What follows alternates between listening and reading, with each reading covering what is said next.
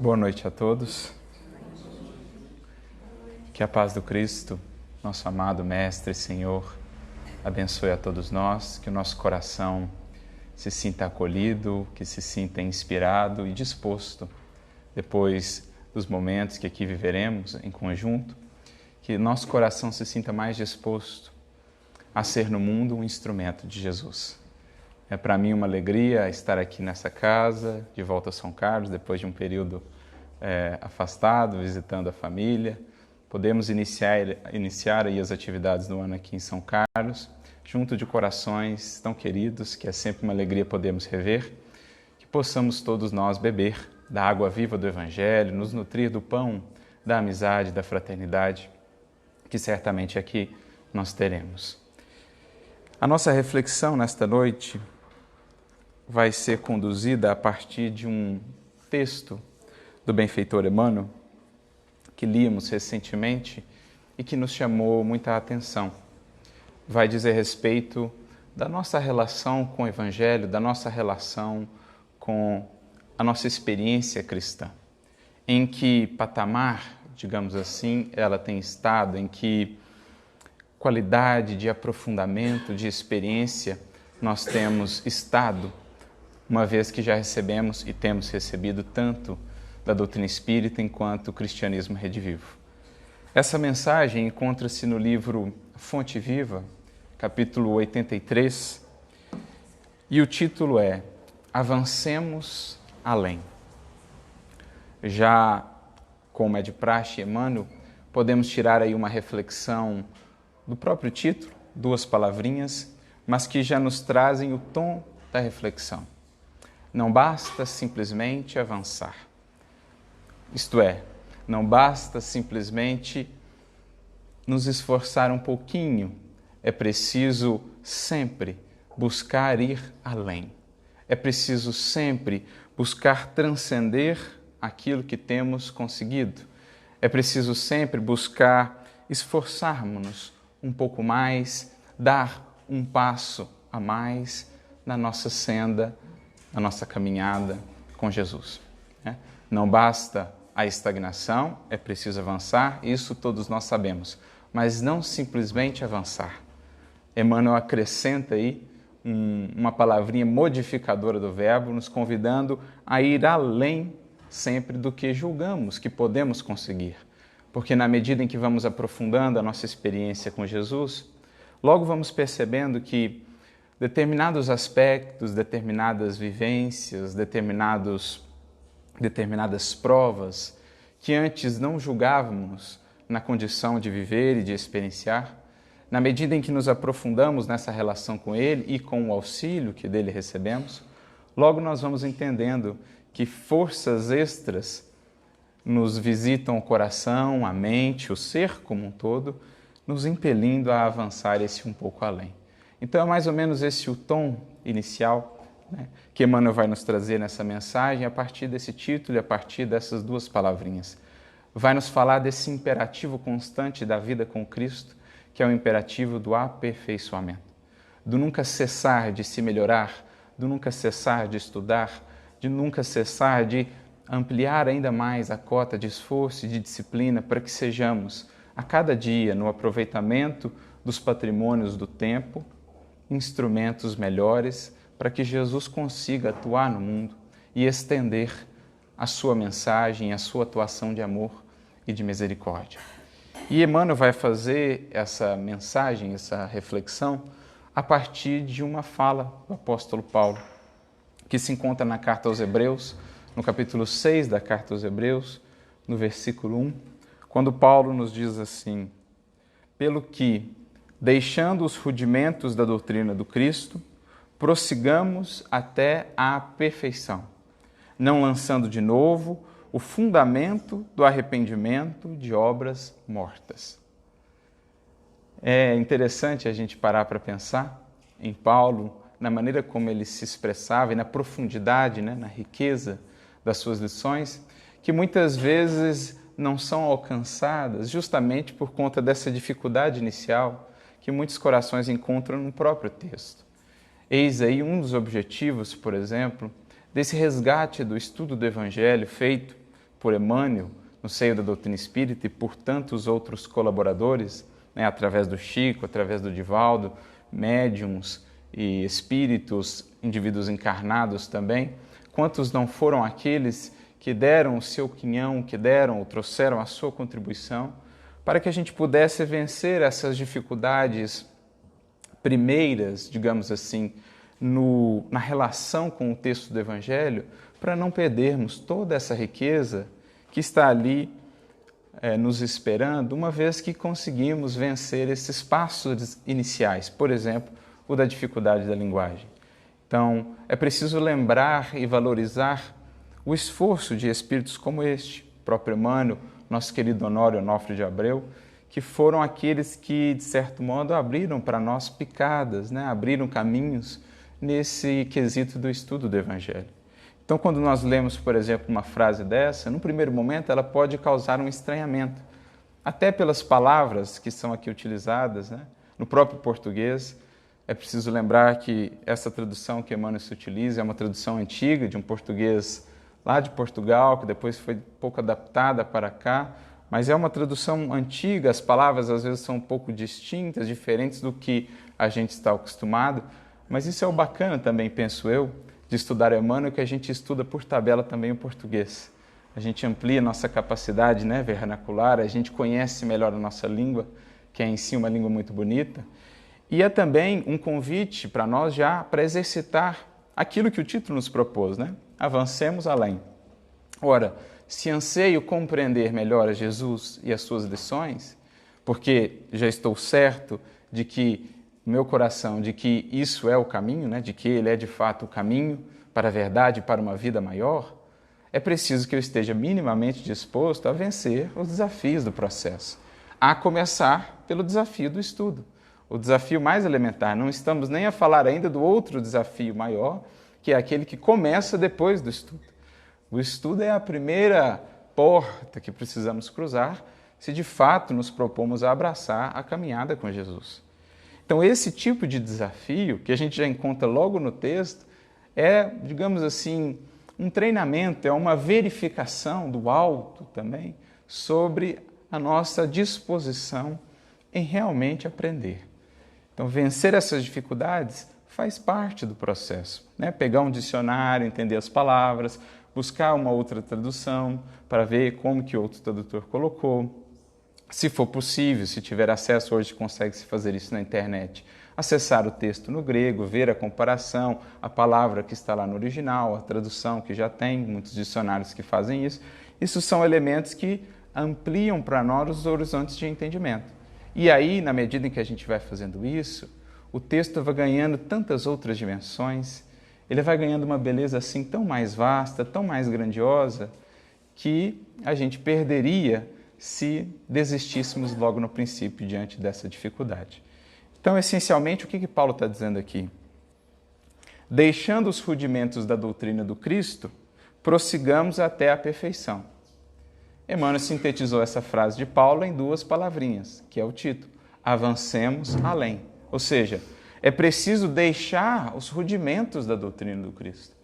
É preciso avançar, é preciso progredir, indo mais além nesse nosso empreendimento, nesse nosso comprometimento de realmente, mais do que entender Jesus, vivenciar Jesus. Porque essa é a finalidade última da nossa passagem pela Terra. O fato de aqui estarmos, especialmente com esse conhecimento todo em mãos, que a doutrina espírita nos oferece, tem uma finalidade apenas, a maior delas, a maior de todas que trazemos enquanto aqui estamos de passagem. Sairmos daqui, enquanto espíritos, na condição daqueles que avançaram na senda da vivência, da construção, desse reino interior que o Cristo nos propõe a fazer com o Evangelho. Imprimir um pouco mais em nós, no nosso modo de ser, os traços, ou como diz Paulo, as marcas do Cristo. Essa é a nossa finalidade. E é isso que Paulo está dizendo. É preciso sair só do beabá do Evangelho. Conhecer essa ou aquela passagem de cor, saber onde ela está, fazer determinados vínculos entre uma e outra, entre o Evangelho e a doutrina espírita, muitas vezes isso se configura em nossa vida como rudimento. Apenas trabalho preparatório para aquilo que efetivamente é o necessário a ser feito. Então é preciso avançar além. É isso que Paulo está dizendo. E por que é preciso fazê-lo? Ele complementa na frase dizendo, não lançando de novo fundamento de arrependimento ou do arrependimento de obras mortas. Emmanuel vai explicar isso mais adiante, mas já fazendo aqui uma síntese, em resumo, para a gente não ficar andando em círculos, para a gente não ficar tropeçando nas mesmas pedras, caindo nos mesmos buracos, chorando pelos mesmos equívocos reiteradas vezes, como muitos de nós temos feito por séculos a fio. É isso que Paulo está dizendo, para a gente não repetir os mesmos tropeços, para a gente de fato sair do círculo vicioso em que muitos temos estado e alcançar novos horizontes de experimentação da vida, novas perspectivas de evolução. Assim é o progredir. Imaginemos uma escalada, uma montanha, uma vasta montanha, mas muitos de nós têm estado na condição dos que temos circundado a base desse monte sem a coragem de subi-lo. Isso é lançar fundamentos de arrependimento de obras mortas. É repetir as velhas obras mortas, porque distantes da vida, da lei divina e por isso mesmo frágeis, perecíveis, das obras mortas que nós temos feito por séculos afora, por séculos a fio. Então, basicamente, é isso o que Paulo está a nos dizer nessa sua frase, Mais ou menos aquilo que ele diz na carta aos Hebreus também, quando ele faz uma certa comparação entre a jornada nossa do Evangelho com o Cristo e a jornada do povo no deserto, lá no Êxodo. É como se Paulo estivesse a nos dizer que adentrar o Evangelho é adentrar uma jornada, na qual é preciso a cada dia avançar, caminhar, se esforçar para nos aproximarmos da meta, que é lá a terra da promissão. Aliás, essa comparação talvez não seja propriamente dele, porque primeiramente ele ouviu do seu grande professor, do seu grande instrutor, Gamaliel, quando ele se converte e busca Gamaliel, e é quando justamente ele ouve a orientação de Gamaliel para buscar o deserto, para que pudesse aprofundar aquela convivência com o Evangelho do Cristo. É então que Paulo ouve dele essa seguinte analogia. Gamaliel vai dizer assim, que nos seus estudos da Boa Nova, ele havia chegado a perceber que adaptarmos-nos ao Evangelho é descobrir um novo país, cuja grandeza se perde no infinito da nossa alma. Então, iniciar o estudo do Evangelho, abrirmos o nosso coração e a nossa mente a ele, é adentrar essa jornada pelo país de nós mesmos. Naturalmente, demandando de nós tremendos esforços e tremendas lutas. Então, Gamaliel segue nessa analogia, fazendo uma comparação entre essa jornada do Evangelho e a jornada que o povo hebreu havia feito lá no Êxodo, segundo a narrativa do livro do Antigo Testamento, vencendo aquele deserto em busca da terra da promissão. Para Gamaliel, a terra da promissão é o símbolo do Evangelho, de onde manavam ou manam leite e mel, sabedoria e amor, misericórdia, leite e mel. Então a terra prometida é o Evangelho.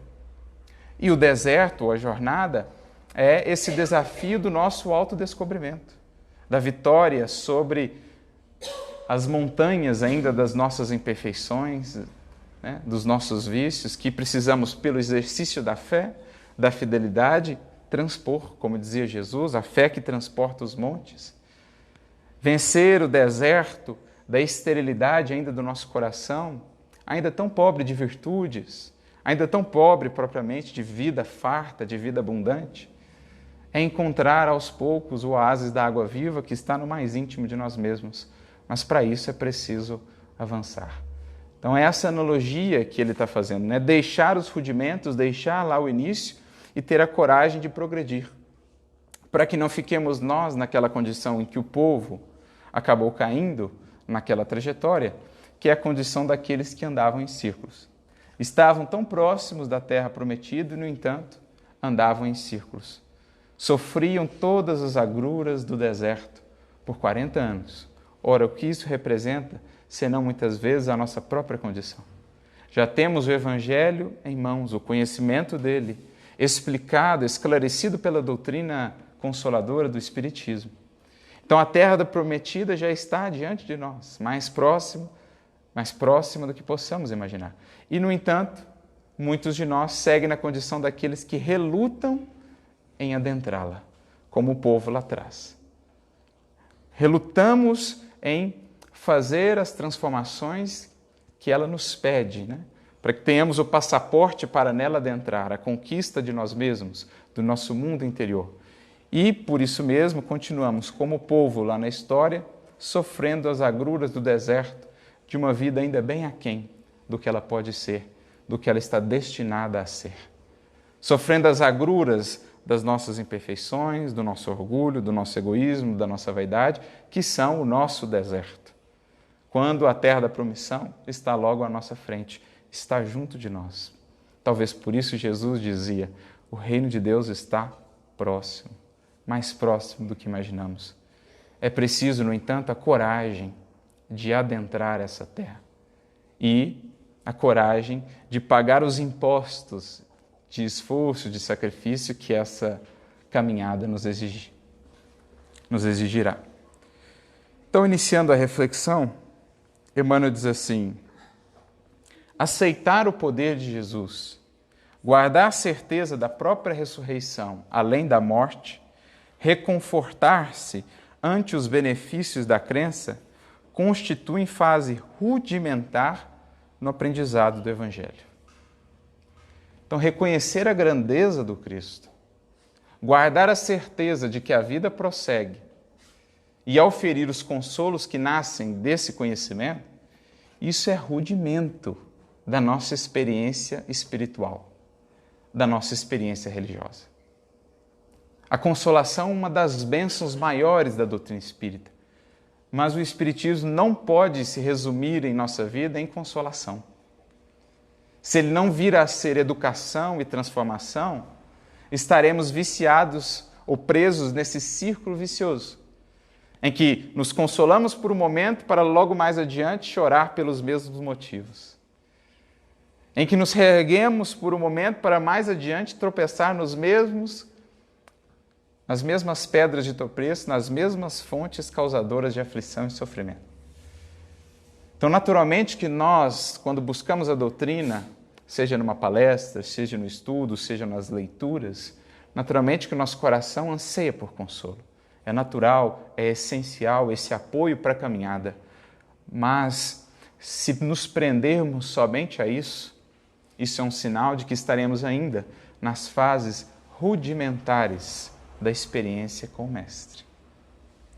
São elementos base de sustentação para que sobre isso, ou apoiados nisso, na grandeza do Mestre que reconhecemos, nesse infinito amor com que Ele nos envolve, na certeza da vida que prossegue, ou seja, apoiados nisso, nós teremos a base sólida para fazer a construção efetivamente que nos cabe. Então, talvez por isso, Kardec, na sua ordem muito lógica e didática do Evangelho segundo o Espiritismo, coloca como primeiros capítulos quais? Não vim destruir a lei, em que se fala sobre o quê? Entre outros assuntos. Sobre a grandeza do Cristo, sobre a sua posição, né, dentro do projeto educacional da Terra. No segundo capítulo fala-se sobre o quê? Meu reino não é deste mundo. Ou seja, a certeza da imortalidade, da continuidade da vida que se faz em nosso coração naturalmente, força, consolação, esperança. Então é isso que Emmanuel está dizendo aqui, aceitar o poder de Jesus, guardar certeza da ressurreição após a morte e os benefícios que isso nos traz, isso Kardec coloca no início do Evangelho segundo o Espiritismo. Como a dizer assim, isso aqui é base, isso aqui é rudimento. Uma vez estabelecidos esses pilares, agora vamos avançar aquilo que de fato é imprescindível. E aí ele nos convida a avançar nos capítulos afora, né? Segue falando no capítulo 3, no capítulo 4, sobre a vida em suas múltiplas expressões. Há muitas moradas na casa do meu pai, ninguém pode ver o reino de Deus se não nascer de novo. Mas aí no capítulo 5 ele já começa a mergulhar nos dramas humanos. Bom, foi feita a base. Já entendemos mais ou menos como funciona a vida, já entendemos quem é o Cristo, o que ele veio fazer, como ele é o roteiro, como ele é a meta. Agora, vamos aos problemas. Bem-aventurados os aflitos. De onde nascem as nossas aflições? Vamos tratar isso. E aí ele vem depois, o Cristo Consolador. E ele vai, nessa ordem, construindo esse nosso entendimento do Evangelho segundo o Espiritismo. Mas é importante frisar isso. Isso é rudimento. Isso é elementar. Se não encontro em minha experiência espírita nenhuma outra busca além da consolação, sinalzinho de alerta deve acender. Se já não entendi que para além da consolação, a grande e fundamental busca, tanto no Espiritismo como no Evangelho, é da minha educação enquanto espírito imortal, na construção do ser que posso ser, né? Na busca do aperfeiçoamento, lembrando a frase de Jesus, sede vós perfeitos, como perfeito é vosso Pai Celestial. Se isso já não vibra no meu coração, se isso já não acendeu a minha vontade, o meu anseio, é sinal de que eu preciso ouvir esse convite de Emmanuel para avançar além, para deixar os rudimentos da doutrina, como diz Paulo, buscando a perfeição. Quando ele diz aqui a perfeição, entenda-se o aperfeiçoamento, né, que a criatura pode buscar. Emmanuel então prossegue. Praticar as lições recebidas, afeiçoando a elas nossas experiências pessoais de cada dia, representa o curso vivo e santificante. Então, se aquilo lá é o rudimento, né, os consolos que a crença me proporciona, o conhecimento da certeza da imortalidade, se aquilo é rudimento, o que é o curso vivo e santificante? A meta, afeiçoar as minhas experiências pessoais a esse conhecimento. Em outras palavras, como esse conhecimento impacta na minha vida para além do centro espírita, ou para além da minha experiência religiosa, daquele dia da semana, daquele horário específico, daquele local específico. Em outras palavras, que novo modo de ser estou a construir a partir do que foi recebido? Porque essa, diria, é a diferença entre o conhecer e o compreender. Eu gosto de pensar na palavra compreender, pensando na sua própria etimologia, prender com. Compreensão é quando o conhecimento está de tal modo preso em mim, na forma de transformações realizadas a partir do conhecimento recebido, que agora ele faz parte de mim. Eu o prendo comigo, eu o levo comigo. Isso é ir além, avançar além do simples conhecimento. Esse é o curso no qual nós nos matriculamos quando sinceramente buscamos o Espiritismo. Entender que a nossa experiência religiosa, espiritual, não se resume a um tempo, a um dia, a um local específico. É uma experiência de vida por inteiro. Ou se vive o Evangelho na totalidade da nossa existência, ou não se vive o Evangelho. Ou o Espiritismo impacta em todo o nosso modo de ser, no lar, no trabalho, para comigo mesmo, em relação ao meu corpo, em relação ao que eu faço, ou estou ainda nos rudimentos da doutrina espírita. Posso estar no Espiritismo, mas o Espiritismo ainda não está em mim. Esse é o objetivo, esse é o avançar além a que Emmanuel nos convida. O aluno que não se retira dos exercícios no alfabeto nunca penetra o luminoso domínio mental dos grandes mestres. Porque às vezes assim a gente procede. No que diz respeito ao conhecimento espiritual, nós ficamos interminavelmente soletrando o alfabeto. Quando já somos convidados a produzir textos, parágrafos em nossa vida mais complexos, mais belos, mais requintados. Fazer do livro da nossa vida um poema, uma história mais emocionante, mais instigante para outras vidas. Então, quem não deixa o alfabeto nunca e permanece sempre ali a soletrar o beabá, não alcança ou não alcançará jamais as grandes potências e as grandes possibilidades dos mestres, de espíritos mais adiantados. Mas esse é o imperativo da vida. O tempo é precioso demais para ser desperdiçado com recapitulações desnecessárias. O tempo é valioso por demais para ser menosprezado. Nós não conseguimos sequer mensurar o valor de um dia que seja na encarnação presente que estamos tendo com o conhecimento espírita. Nós não conseguimos dimensionar quanto vale um dia de conhecimento espírita bem aplicado para um espírito na sua jornada ascensional. Então é valioso por demais para a gente enterrar na terra, como lá na parábola dos talentos. Isto é, o tempo é precioso demais para a gente fazer dele algo voltado único e exclusivamente aos interesses terrenos e materiais, esquecendo-nos de aplicar isso no espírito, porque espiritismo é culto ao espírito. Espiritismo é espírito acima da matéria, sem menosprezar a matéria naquilo que nos oferta como recurso de crescimento para o espírito. Não basta situar a nossa alma no pórtico do templo e aí dobrar os joelhos reverentemente. É imprescindível regressar aos caminhos vulgares e concretizar em nós mesmos os princípios da fé redentora, sublimando a vida comum. Olha que bonito isso. A nossa experiência mais legítima com o Evangelho e com o Espiritismo é aquela da sublimação da vida comum e dos caminhos vulgares. É quando eu infundo mais luz em todo passo que eu dou, em cada gesto que eu faço, em cada palavra que eu falo.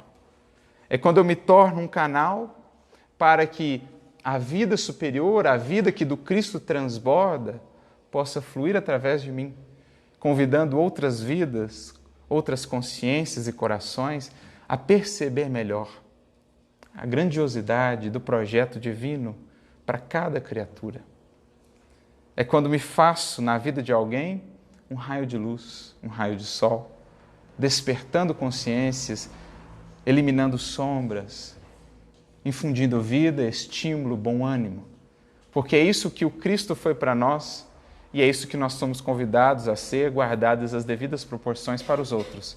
Eu me recordo da fala do evangelista João, no seu evangelho, quando ele diz a respeito de Jesus: nele havia vida, e a vida era a luz dos homens. Isso é o que Emmanuel está dizendo aqui. Quando a nossa vida se faz luz para outras vidas, nós estamos entendendo a verdadeira finalidade do Evangelho e do Espiritismo em nosso coração, em nossos caminhos. Então é transpor para muito além dessas paredes e desse tempo que estamos aqui juntos, a nossa experiência religiosa. Levá-la aos caminhos vulgares do cotidiano, às relações mais corriqueiras com os corações que o alto colocou ao meu lado, tornar as relações mais doces, mais ternas, desenvolver um novo olhar mais compreensível e misericordioso para as dores alheias, tirar as traves do egoísmo e do orgulho que nos fazem ver a vida apenas da nossa perspectiva tão estreita, que reduzem em tanto as nossas vastas possibilidades de aprender e de crescer. É tirar as viseiras que assim nos toldam, nos limitam a visão. É, enfim, encontrar sempre, a cada dia, motivos renovados para agradecer, para servir, para fazer algo novo, para aprender algo a mais. Isso é entender e mergulhar fundo no Evangelho de Jesus. Isso é avançar além, deixando os rudimentos da doutrina do Cristo. Que dizer do operário, prossegue Emmanuel, que somente visitasse a porta da sua oficina, louvando-lhe a grandeza, sem contudo dedicar-se ao trabalho que ela reclama? Que dizer do navio admiravelmente equipado, que vivesse indefinidamente na praia sem navegar? Como disse um sábio, o navio está seguro na praia, mas navios não foram feitos para ficar na praia. E assim muitas vezes somos nós. Estamos, de certo modo, seguros, tranquilos, entre aspas, na zona de conforto. Mas nós, enquanto espíritos imortais destinados à perfeição, não fomos feitos para ali ficarmos estagnados nas nossas zonas de conforto e de acomodação. Nós somos feitos para jornadear. Somos peregrinos em marcha. E esse é o grande aprendizado da vida. Perceber a brevidade de todas as circunstâncias da matéria, a fragilidade de tudo que aqui venhamos a construir, para assim aprendermos a valorizar mais a perenidade de tudo que levamos conosco, como bagagem adquirida do espírito imortal que somos. Então, de nada adianta louvar com palavras, ainda que belas, a oficina, se eu não adentro nela para fazer o trabalho que me cabe.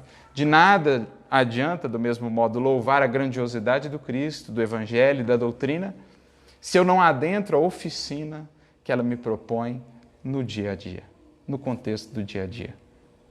Existem milhares de crentes da Boa Nova nessa lastimável posição de estacionamento. Então, olha a consideração de Emmanuel aqui. Existem milhares de crentes em todas as correntes cristãs que se encontram nessa condição, dos rudimentos da doutrina do Cristo. São quase sempre pessoas corretas em todos os rudimentos da doutrina do Cristo. Creem, adoram, consolam-se irrepreensivelmente.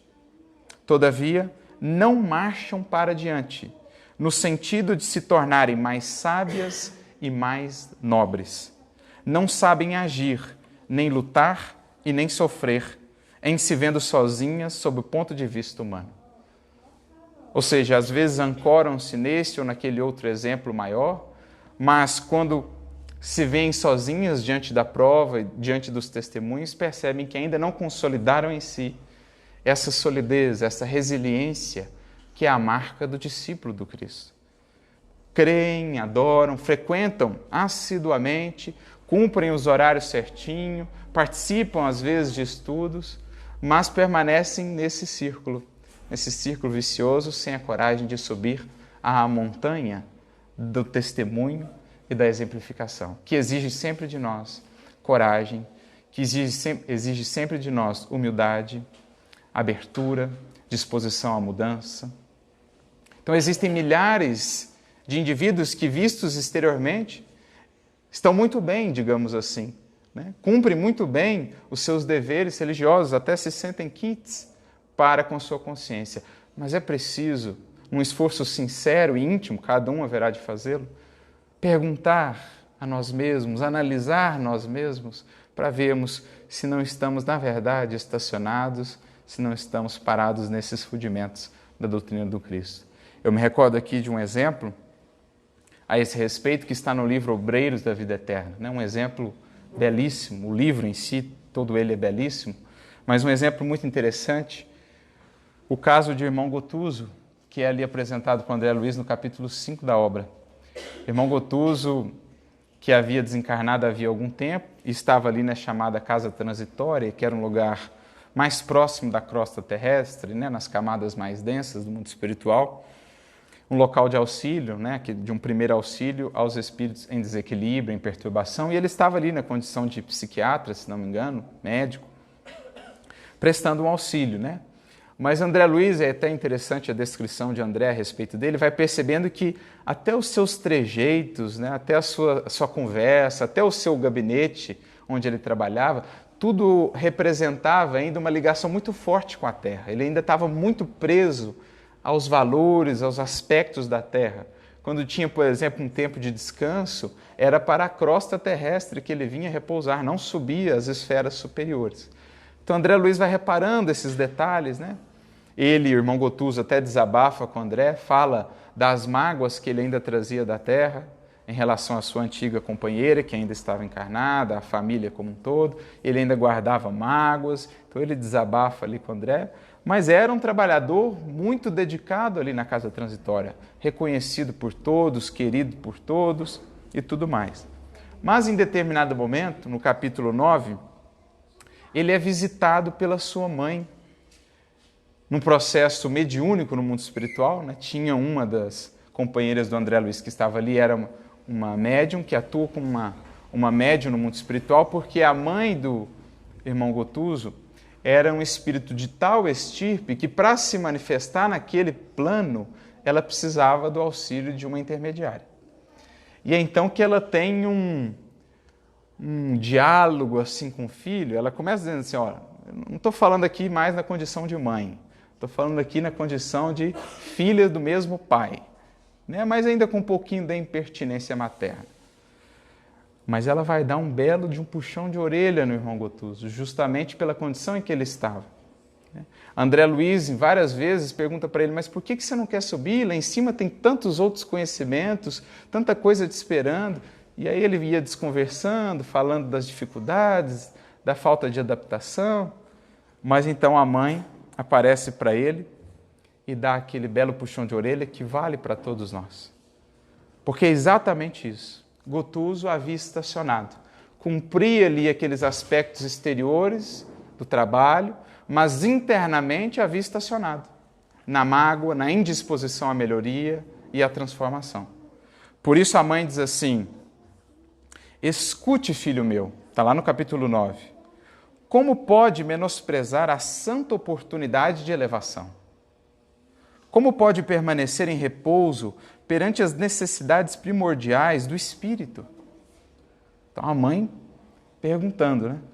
O mestre aproveita as qualidades utilizáveis do discípulo em determinado setor do aprendizado, adiando por misericórdia a melhoria e o aprimoramento de certas zonas obscuras da personalidade. O que ela está dizendo? Que Jesus aproveita o cantinho nosso que já é assim um pouquinho bom, um pouquinho saudável, porque se ele fosse esperar para estar tudo certinho, né, não ia ter jeito, não ia ter material para ele trabalhar na Terra. Mas ele aproveita assim aquele aspecto da nossa personalidade que já é um pouquinho ajustado, adiando por misericórdia o ajuste do resto. Então o próprio trabalho em si já é um convite para que aos poucos a gente vá estendendo esse ajuste interno, né? Passando daquilo que já está um pouquinho mais ajustado para aquilo que ainda não está. Jesus vai nos convidando a avançar além. É o que ela está dizendo, olha, ele aproveita, mas não se engane, isso não quer dizer que nós já estamos prontos. Né? Tem 60, 70, 80 anos de trabalho na mediunidade. Isso é uma parcelinha do nosso ser que foi transformada, se é que o trabalho foi bem feito. Por vezes, ela acrescenta, o aprendiz retarda-se meses, anos, séculos. Então, às vezes, o indivíduo fica nessa, né? Está fazendo certinho, aos olhos de quem vê de fora, está fazendo tudo bem, mas está estagnado por séculos. Porque o convite é sempre vencer os limites. Né? Eu me recordo lá da questão 642 do Livro dos Espíritos. Não basta não fazer o mal em determinados aspectos, é preciso sempre buscar o bem no limite das forças. É importante atentar para a palavra limite ali na resposta, porque é sempre o convite a ir além. Buscar o limite é sempre o avançar além. Eu cheguei aqui, o limite se transpõe para cá. Eu cheguei aqui, o limite se transpõe para lá. É isso que os Espíritos dizem, buscar sempre o limite, o bem no limite das forças. Então, às vezes, a gente está ali fazendo o bem mais ou menos, quando não está buscando o limite das forças. E por isso deixou de crescer. Jesus não é senhor da violência e nunca impõe drásticos, ou seja, medidas drásticas, né, à obra evolutiva. É cultivador do trabalho e da esperança. Aguardará sempre, compassivo e bondoso, as nossas decisões de colaborar no apostolado redentor. Suportará as nossas faltas muitas vezes. Entretanto, em nosso próprio interesse, deveremos atentar vigilantes para os seus ensinamentos com a sincera disposição de aplicá-los. Então, Jesus espera, não vai nos forçar a fazê-lo, mas pelo nosso próprio benefício, convém que avancemos além. Por isso, mais adiante, ela segue dizendo assim, multiplicam-se os valores que o cercam, amontoa você preciosidades e bênçãos na parte das aquisições afetivas, porém, e o seu próprio destino? Então ele tinha ali muitos amigos, tinha muito auxílio, muito amparo, mas não queria olhar para dentro, não queria ver, conduzir o seu destino. Seus amigos, não obstante a luz que lhes brilha no caráter santificado, não podem substituí-lo nas realizações que o esperam. Suas manifestações de natureza exterior instruem e confortam. Ou seja, exteriormente está fazendo tudo muito bem. O auxílio que você está prestando aos perturbados que chegam aqui, aos espíritos sofredores, muito bem. Mas os seus pensamentos mais íntimos, entretanto, dilaceram-nos o coração. Porque a mãe sentiu o que ia dentro. Então, embora exteriormente aparentasse estar tudo bem, fazendo bem, internamente o coração estava magoado, desalentado, abatido. Ora, a alma da ação é o sentimento. Por mais que a ação pareça nobre exteriormente, sem o sentimento que dá vida a ela, pouco oferimos do trabalho feito, ainda que no bem. Outros podem usufruir os benefícios desse trabalho, mas nós mesmos não estaremos crescendo com o trabalho no bem, sem a alma que o sentimento dá a ele. Como conduzirá doentes à cura se prossegue magoado com aqueles que o feriram aparentemente? Como é que você vai orientar os doentes à cura se você não quer se curar? Como dará lições de bom ânimo aos tristes se demora tanto tempo na ilusão do desalento? Ô filho amado, ninguém serve a obra do Pai com a mente toldada pelo vinho amargoso das paixões. Abra o entendimento à passagem das bênçãos divinas. Não guarde vermes venenosos no jardim da esperança, pois estragariam as mais belas flores, aniquilando a promessa dos frutos. E é por isso que mais adiante ela conclui: admite, satisfeito, o cárcere do estacionamento, malgrado o caráter do trabalho edificante? Então, o trabalho é edificante, mas você realmente está satisfeito em ficar parado e não crescer? Melhorar para fazer trabalhos maiores, para poder ser mais útil, para poder servir com mais propriedade? Não desejará libertar-se para libertar efetivamente os prisioneiros da ignorância? Não demandará o plano superior para ser mais útil aos que intentam galgar a escada reveladora da luz imortal? Em outras palavras, não subir é um pecado. Não querer subir para crescer em possibilidades com o Criador e com o Cristo é menosprezar os patrimônios sagrados do tempo e das oportunidades que Ele nos concede. E então, mais adiante, ela diz: você, falando do Gotuso, um trabalhador com direito a descobrir os próprios erros e a retificar o caminho que lhe compete. Ou seja, meu filho, você já tem o direito de sair dos rudimentos, de conhecer os seus erros, porque só adquire esse direito aquele coração já sincero em se transformar, aquele que minimamente já tem condições para avançar, porque senão nos desestruturaríamos. Mas a misericórdia do alto, quando nos permite conhecer os erros, é porque sabe que já temos mínimas condições, se a vontade se movimentar, para fazer as mudanças necessárias. Então esse é um exemplo interessante de uma alma como essa, que havia estacionado nos rudimentos do Cristo. Olhado externamente, era um grande trabalhador, mas internamente estava parada, estacionada nesses rudimentos. Então, voltando lá à mensagem de Emmanuel, ele caminha para a conclusão dizendo: precavendo-se contra semelhantes males do estacionamento, afirmou Paulo com profundo acerto: deixando os rudimentos da doutrina do Cristo, ou de Jesus, prossigamos até a perfeição, abstendo-nos de repetir muitos arrependimentos, porque então não passaremos de autores de obras mortas. Evitemos, assim, a posição do aluno que estuda, e aí ele põe reticências, e jamais se harmoniza com a lição. Ou seja, aquele que estuda, estuda, estuda, e jamais vai à prática, ao campo da prática. Recordando também que se o arrependimento é útil, de quando em quando, o arrepender-se a toda hora é sinal de teimosia e viciação. Essa frase é lapidar. O arrependimento é útil de quando em quando. Não viveremos sem ele ainda por séculos sem conta, porque tropeçaremos, nos equivocaremos. E arrepender-se é iniciar um caminho novo, é despertar para perceber o que precisamos reajustar em nós e na vida. Então, arrepender-se faz parte, é útil mesmo, é necessário, diríamos. No entanto, o arrepender-se a toda hora, e especialmente pelos mesmos erros, pelas mesmas coisas, é sinal de viciação e de teimosia. É sinal da mente rebelde, do coração rebelde, que não quer entender as lições que a vida tem proporcionado. Eis, portanto, a reflexão que Emmanuel e que Paulo nos trazem, nos convidando a pensar esses nossos limites do bem, buscá-los para vencê-los, para ir além. Perceber que do conhecimento precisamos de fato passar à compreensão que leva à prática. Me recordo da questão 165 de O Livro dos Espíritos, quando Kardec pergunta se o conhecimento do Espiritismo ajuda na nossa condição no mundo espiritual. E eles dizem, os Espíritos, que sim, mas que, no entanto, a prática do bem e a consciência tranquila ajudam mais. E é essa consciência que todos precisamos desenvolver, que pelo simples fato de conhecer tanto e coisas tão belas a respeito de Jesus e do Consolador prometido, não estamos garantidos na paz e no equilíbrio que nós buscamos.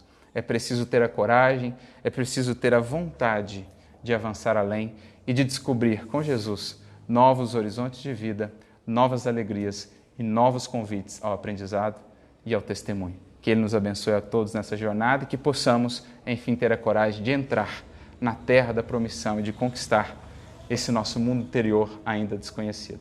Que Ele nos abençoe e muita paz.